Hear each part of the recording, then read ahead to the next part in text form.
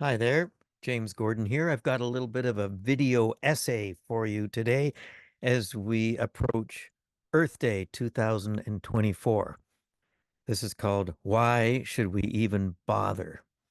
As a longtime climate activist, when speaking to groups about our planet's plight, the question that most often comes up goes something like, if we take it as a given that we are in a climate emergency, then how do we live our lives in a way that helps to address that? How do we respond as individuals in a meaningful way? That question always leads to discussions about actions that might help mitigate the man made damage we've inflicted upon our beleaguered Earth.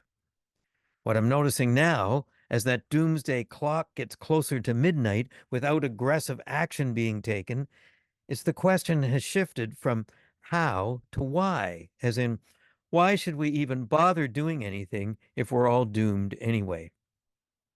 I understand this question. It's commonly accompanied by the observation, why does it make a difference if I recycle my garbage when China is spewing out enough carbon to overwhelm the planet anyway? I hear that frustration, though I maintain that even if it's hard to tell if we're making any difference, giving up and doing nothing can't possibly help. So why not do the little things? If we all do, my hope is that we will notice the difference. And I also think we have to hold on to hope or we are all lost. One of my heroes is Pete Seeger, who said, if the human race is still here in 100 years, it will be because of lots of people doing lots of little things. Bigger things can get co opted or bought off by the powers that be. But if there are many, many little things going on, it will be too hard for them to keep up with all of them. I consider myself to be a sower of seeds. Some seeds fall on stones and don't even sprout, but some seeds fall on fallow ground and multiply 100-fold. Thanks for that, Pete. Our sense of well being, in my view, is enhanced when you take part in community. When we're doing lots of little things, you get a sense of belonging, a sense that your voice matters, that you matter. It's the opposite of the everyone is out for themselves attitude that pervades the extreme capitalism that is at the root of our crisis. I can certainly say from experience that partaking in community, getting involved, doing stuff collaboratively brings many rewards. And I'd ask, even though we have a daunting task ahead, what's the reward for doing nothing? Another one of my heroes is Greta Thunberg. She was famously quoted as saying, I want you to act as if the house is on fire because it is. As much as I am a fan, I would amend this statement to say that, yes, we need to act as if the house is on fire and, at the same time, use all the tools we are gathering now to put that fire out. If we just think that house is burning down and there's nothing we can do about it, we'll just watch it burn. We'll be lost in our despair. Do we want that? Personally, I find that I swing wildly between hope and despair every day, but I stay more hopeful when I'm getting my hands dirty, helping the cause. Come on, join a group. Get together with your neighbors. Get involved. Here in Guelph, I'm a member of the Guelph Climate Action Network. Check it out. In worrying about whether what we are doing is effective, we lose sight of the fact that the act of doing, of creating, of relating with your neighbors and friends, of really being in community can be as important as what you are doing.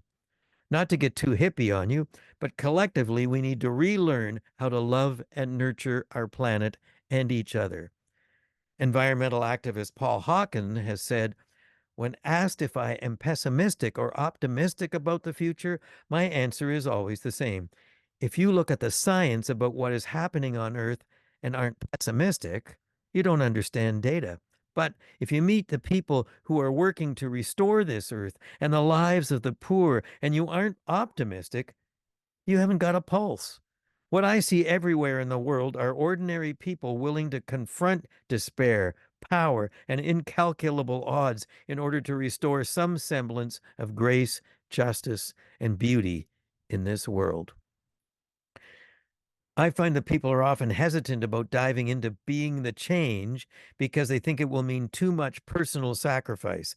That's because we've become trapped in the consumerist culture that is the bastard child of capitalism. We can get off the endless consumerist quest for more stuff that is filling our oceans with plastic and quickly draining our resources, and it doesn't have to mean sacrifices. It just means shifts in our thinking and our lifestyle, shifts that can be more satisfying than the stuff you might have to live without. Kurt Vonnegut, another one of my heroes, said, "We'll go down in history as the first society that wouldn't save itself because it wasn't cost effective." The short term thinking that pervades right wing governments often leads to decisions that support tax breaks now at the expense of our future sustainability. This is happening right now in my town of Guelph with the strong mayor tax cuts. Saving ourselves might hit the profit margins of the billionaires who are exacerbating our climate problems, but that's going to ultimately be a positive thing. Shifting away from being led by corporate greed to community driven leadership can only be accomplished by exercising the main privilege we have in our so called democracy: voting.